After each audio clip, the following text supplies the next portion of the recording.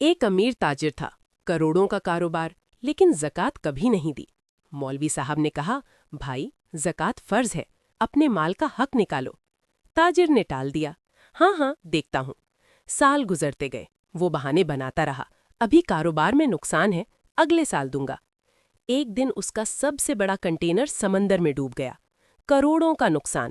پھر دکان میں آگ لگ گئی، مزید نقصان۔